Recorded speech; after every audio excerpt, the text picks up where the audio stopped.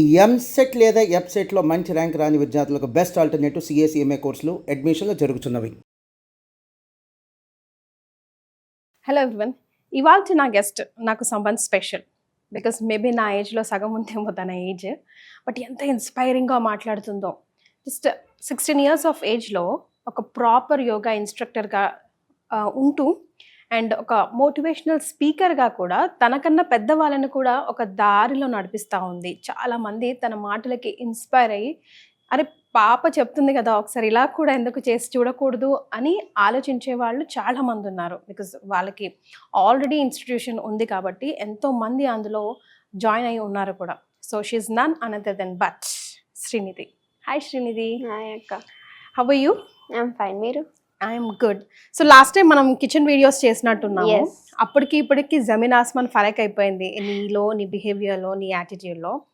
So నీ videos చూసినప్పుడు అనిపించింది ఒకసారి మళ్ళీ మాట్లాడాలి నీతో అని.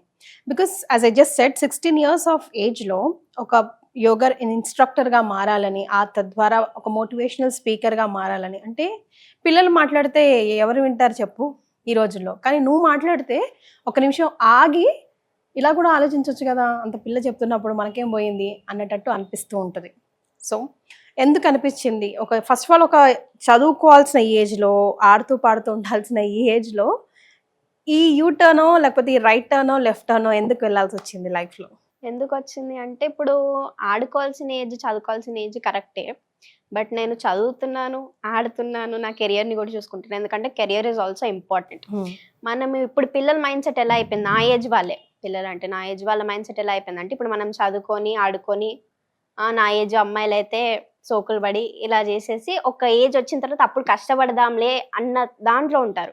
కానీ మనం ఇప్పటి నుంచే రూట్ లెవెల్ నుంచి కష్టపడితే ఒక సర్టెన్ 25 ఏజ్ వచ్చే వరకు ఒక కరెక్ట్ పొజిషన్లో ఉంటాం అనేది నాది. సో ఇప్పటి నుంచే కెరియర్ని సెట్ చేసుకుంటూ ఉండాలి. అండ్ ఆల్సో యోగా అంటున్నారు కాబట్టి యోగా నాకు చిన్నప్పటి నుంచే ఇష్టం. అమ్మ యోగా ట్రైనర్, మా అమ్మగారు యోగా ట్రైనర్. సో తన ద్వారానే యోగాలోకి వచ్చాను. And yoga is also very important కాబట్టి ఈ జనరేషన్లో చాలా మందికి హెల్త్ ప్రాబ్లమ్స్ మెడిసిన్స్తో తగ్గించనివి కూడా యోగాతో తగ్గించవచ్చు. కాబట్టి నాకు ఈ ఫీల్డ్ కరెక్ట్ అనిపించి వచ్చాను. అసలు ఒక రోజు 2 రోజులు స్కూల్కి వెళ్ళకుండా కూడా స్కూల్ టాపర్గా ఉన్న రోజులు ఉన్నాయి కదా? ఎస్, 10th లో. అండ్ మనం ఎంత అన్నా కూడా పేరెంట్స్, ఇవాళ పేరెంట్స్ ఎలా ఉన్నారు, చాలా డెస్పరేట్గా ఉన్నారు. అంటే స్కూల్కి వెళ్ళాలి, ఒకరోజు కూడా ట్యూషన్ కూడా, స్కూల్ సంగతి పక్కన కూడా ట్యూషన్ కూడా స్కిప్ చేయొద్దు, ఆన్లైన్లోనో ఆఫ్లైన్లోనో ఎక్కడ వెళ్ళిపోవాలి, వేలు పెట్టడానికి వెచ్చించడానికి కూడా నా పిల్లోడు టాప్లో ఉండాలి, నా పాప టాప్లో ఉండాలి అని ఆలోచిస్తూ ఉంటారు కదా. అట్లా కాకుండా మమ్మీ ఇటు నిన్ను ఎందుకు పేరెంట్స్ మోటివేట్ చేశారు అంటే, నీ మీద నమ్మకమే, ఎట్లా చదువు ఎలాగో చదువుతుంది ఇది, దాని గురించి పెద్ద నేను కష్టపడాల్సిన అవసరం లేదు, వాట్ నెక్స్ట్ అని నువ్వు వాళ్ళకి అలాంటి థాట్ ఇచ్చిండుంటావు. ఎస్, నేనేంటంటే 10th ఉన్నప్పుడు నాకు ఒక థాట్ వచ్చింది. మా స్కూల్లో ఎలా పెట్టారంటే, మార్నింగ్ 5 o'clock రావాలి, 8 వరకు ఉండాలి స్కూల్లో, నైట్ వరకు అక్కడ ఉండాలి. నేను ఒక 1-2 days ఉన్నాను. సరేలే చెప్పారు 10th మనం ఎలాగో ఉండాలని చెప్పేసి ఉన్నాను. సో ఏమైందంటే, అంతసేపు చదవలేం, ఉన్నదే ఏదో 8 సబ్జెక్టులు ఉంటాయి, దానికి ఎందుకు ఒక 10-12 గంటలు చదవడం అని చెప్పేసి, వద్దు మమ్మీ నేను ఇంట్లో ఉండి చదువుకుంటాను, హాఫ్ డే వచ్చేస్తానని చెప్పి హాఫ్ డే స్కూలింగ్ తీసుకొని దాని తర్వాత నా activities Bharatanatyam, taekwondo, guitar, chess ఇవన్నీ ప్రాక్టీస్ చేస్తూ ఉన్నాను అనమాట. ఎందుకంటే నేను ఏంటంటే అందరిలాగా బట్టి పడుతూ గంటలు చదవను, ఒక 2 hours 3 hours ఎనఫ్ నాకు. ఓకే. సో అలా అమ్మకి చెప్తే సరేలే అని స్కూల్లో మాట్లాడి ఈ యాక్టివిటీస్కి ఎంకరేజ్ చేసింది. సో నీకు అట్లా గన్షాట్గా ఒకసారి చదవంగానే గుర్తుపెట్టుకోవడం, కాన్సెప్ట్ని అర్థం చేసుకోవడం అన్నది నువ్వు నమ్ముతావు. సో ఈ సబ్జెక్ట్ మీద పిల్లలకి ఏమైనా ఇన్ఫర్మేషన్ ఇవ్వాలి అని అంటే, నాలెడ్జ్ ఇవ్వాలంటే ఎట్లా చదవాలంటావు? బికాజ్ రోజంతా రటాయిస్తూనే ఉంటారు, రాసిందే రాస్తుంటారు పాపం. అంటే not every child is equal. అందరికీ నీలాగా, నాలాగా, ఇంకొకరిలాగా అంత గ్రిప్పింగ్ ఉండాల్సిన అవసరం లేదు. సో ఏం చేస్తే ఆ కాన్సన్ట్రేషన్ పవర్ పెరుగుతుంది అంటావు, బీయింగ్ యోగా ఇన్స్ట్రక్టర్ కదా నువ్వు? ఫస్ట్ థింగ్ ఇస్ మెడిటేషన్ చేయాలి. మనం చదివే ముందు, చదివిన తర్వాత. చదివే ముందు గుర్తుండాలని, చదివిన తర్వాత చదివింది గుర్తుండాలని, మర్చిపోకుండా. ఎస్, అలా చదివి మెడిటేషన్ చేస్తా. అండ్ మోస్ట్లీ నేను ఫుడ్ తీసుకోవడం కూడా వెజిటేరియనిజమే. ఇప్పుడు మీరు బాగా నాన్ వెజ్ తిని, చికెన్ బిర్యానీ తిని చదవడానికి కూర్చోండి, నిద్ర తప్ప ఇంకేం రాదు. అలా ఉంటుంది. సో వెజిటేరియన్ లైట్ ఫుడ్ తీసుకుంటూ, ఇప్పుడు వెజిటేరియన్గా ఎవరు ఉండట్లేదు, నాన్ వెజిటేరియనే ఎక్కువ ప్రిఫర్ చేస్తున్నారు నా ఏజ్ వాళ్ళైతే. ఎస్. సో అలా ఆ ఫుడ్ అయినా సరే, ఆ ఫుడ్ ఇంపాక్ట్ పడుతుంది మన సరౌండింగ్స్. అంటే నీకు ఎప్పుడు నాన్ వెజ్ తినాలి అనిపించలేదు? అసలు అనిపించలేదు. ఎలా తింటారు అసలు, జీవుల్ని చంపుకొని, మూగ జీవాల్ని చంపుకొని, ఓకే. అలా అన్నమాట. So meditation important, yoga important, మనం ఉండే సరౌండింగ్స్. మెడిటేషన్ చేద్దామని నేను కూడా కూర్చుంటాను శ్రీనిధి, ఆలోచనలో ఆఫీస్లో రేపు షూట్ ఏం పెట్టాలి, ఈ గెస్ట్ ఎన్ని గంటలకు వస్తా అన్నాడు, ఈ thumbnail ఇలా పెట్టినందుకే పోవట్లేదేమో అని పరిపరి విధాలుగా పోతా ఉంటుంది మైండ్. సో ఎట్లా స్టార్ట్ చేయాలి? స్టార్టర్స్కి మెడిటేషన్కి సంబంధించి నువ్వు ఇచ్చిన సజెషన్ ఏంటి? సజెషన్ ఏం లేదు. మెడిటేషన్ అంటే బీయింగ్ విత్ అవర్ బ్రెత్. మనం శ్వాస తీసుకుంటున్నాం, వీఆర్ టేకింగ్ బ్రీతింగ్. మనం ఈ బిజీ షెడ్యూల్లో బ్రీతింగ్ తీసుకుంటున్నాం అని కూడా మర్చిపోయాం, అంత బిజీ షెడ్యూల్స్ కదా.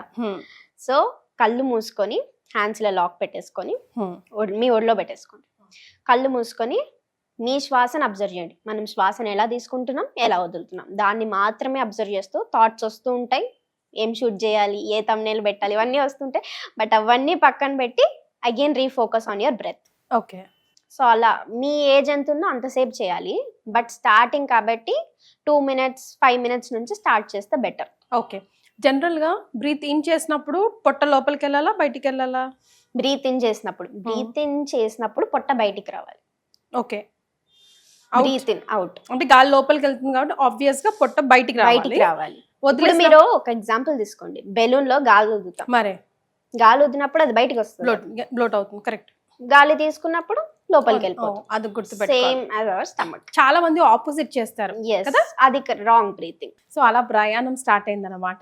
10th లో 8 o'clock వరకు నేను ఇంత చదవడానికి 8 o'clock వరకు ఉండాలి. ఇంత చదవాలా కాదు, ఇంతసేపు కూర్చోవాలా, అదే ఆ మాత్రం చదవడానికి. అంటే నీ దీనికి నీకు సరిపోయింది ఆ టైం. ఎవ్రీ సబ్జెక్ట్ ఒక 1 hour, ఒక ½ hour ఇస్తే సరిపోయింది. Then okay. సో మోటివేషనల్ స్పీకర్గా మారాలని ఎందుకు అనిపించింది, ఎప్పుడు అనిపించింది, what motivated you? Of course అమ్మ, your mother is also motivational speaker of course, but ఇంత చిన్న ఏజ్లోనా? ఏంటంటే మోటివేషన్ అదేదో నాకు చిన్నప్పటి నుంచే ఉందని అనిపిస్తుంది. ఎందుకంటే చూసిన వాళ్ళందరినీ, ఎవరైనా స్ట్రెస్ లో ఉన్నా సరే అలా ఉండొద్దు, ఇలా మోటివేట్ చేస్తూ ఉంటాను ఏదో ఒక విధంగా. సో మోటివేషన్ అనేది ఇష్టం. ఎవరైనా స్ట్రెస్ లో ఉన్నా, బాధలో ఉన్నా, వాళ్ళకి దారి కనిపించకపోయినా మోటివేట్ చేయడం అనేది చిన్నప్పటి నుంచి ఇష్టం కాబట్టి మోటివేషన్ చూస్ చేసుకున్నాను. సో నీ పర్సెప్షన్ ఎలా ఉంటుంది, ఎలా చూస్తావు?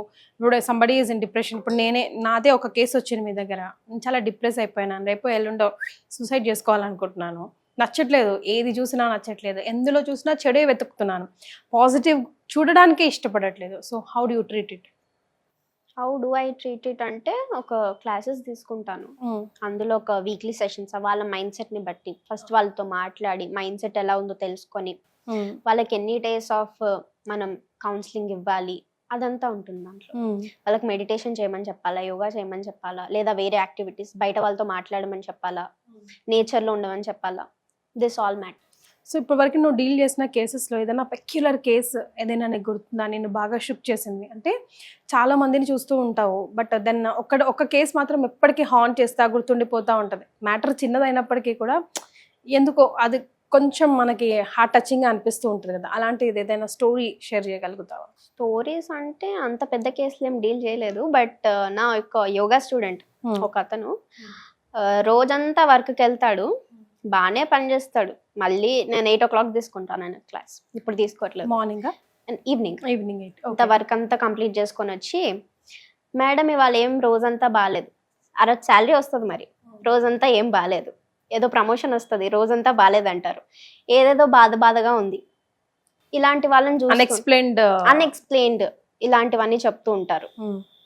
సో వాళ్ళకి మెడిటేషనే దారి అని చెప్తాను. ఓకే. సో అట్లా వాళ్ళకి ఆన్సర్ దొరుకుతుందా? దొరుకుతుంది. ఎందుకంటే మెడిటేషన్ చేసినప్పుడు కామ్నెస్, మైండ్ఫుల్నెస్ అన్నీ మనకు దొరుకుతాయి కాబట్టి. సో అప్పుడైనా అది చెప్పగానే ఒక 5 minutes మీరు మెడిటేషన్లో కూర్చోండి అంటాను నేను. ఆయన రోజంతా వెళ్ళి వచ్చి లాస్ట్కి నాకు ఎందుకో ఏడుపు వస్తుంది, ఎందుకో మూడ్ బాగాలేదు ఇలా అంటారు. సో అప్పుడు మెడిటేషన్లో కూర్చోండి అని అనగానే ఒక 5 minutes తర్వాత ఓకే ఐఎమ్ ఫీలింగ్ బెటర్ అని అంటారు. ఓకే, అలా. All right. So what is your future ambition? ఇకపై ఇంకా ఏం చేయాలనుకుంటున్నావు? ఫ్యూచర్ అంబిషన్ యోగాలోనే కంటిన్యూ అయ్యి అండ్ నా ద్వారా ఎంత మందిని అయితే అంతమందిని మోటివేట్ చేయాలని నా అంబిషన్. ఓకే. సో దానికి అమ్మ కాకుండా నువ్వు ఏమైనా వీడియోస్ కానీ బుక్స్ కానీ చూస్తూ ఉంటావా? ఎవరినైనా ఇన్స్పైరింగ్గా తీసుకుంటూ ఉంటావా? ఇన్స్పైరింగ్ అంటే అమ్మనే తీసుకుంటాను నేను ఇన్స్పైరింగ్. నాకు బయట వాళ్ళు ఏంటో ఎవరు లేరు, అమ్మనే ఇన్స్పైర్ నాకు. ఓకే. ఆల్రైట్. సో ఇకపై నీతో ఒక సిరీస్ ఆఫ్ వీడియోస్ చేయాలనుకుంటున్నాను. Like how do you motivate people in different kind of subjects అని. ఒక సక్సెస్ స్టోరీస్ అంటే నీలాంటి వాళ్ళకి పిల్లలకి ఈ రోజుల్లో చిన్న చిన్న పిల్లలు కూడా సంగీతం, చెస్ ఆడడంలో కానివ్వండి, డాన్స్ ఆడడంలో కానివ్వండి, అసలు ఎక్కడికి వెళ్తున్నారో తెలియదు. That's else something. ఎడ్యుకేషన్ ఒకటే కాదు, ఇంకా కూడా దర్ ఇస్ సంథింగ్ ఎల్స్. అయితే పిల్లలుకి ఏం కావాలో ఒక్కసారి నుంచుని పేరెంట్స్ ఆలోచిస్తే డిఫరెంట్ కైండ్స్ ఆఫ్ పీపుల్ని మనం సమాజానికి అందించవచ్చు. ఎందుకంటే ఇప్పుడు మీరు ఒక మూవీ, అది స్నేహితుడు మూవీ ఉంటుంది కదా, ఆ మూవీలో చూసుకోండి, ఆ హీరోకి ఫోటోగ్రఫీ అంటే ఇష్టం ఉంటుంది. ఎంత ఫ్యూచర్లో ఎంత బాగా ఫొటోస్ తీస్తారు, కానీ వాళ్ళ నాన్న ఏం చేస్తారు, ఇంజనీరింగ్ తీసుకోమని ఫోర్స్ చేస్తుంటారు. సో వాళ్ళ అంబిషన్ కూడా ఒకసారి గుర్తించాలి అని చెప్తాను నేను. Right. Thank you so much for joining us. Thank Many you so much. congratulations and all the best. Thank you so much.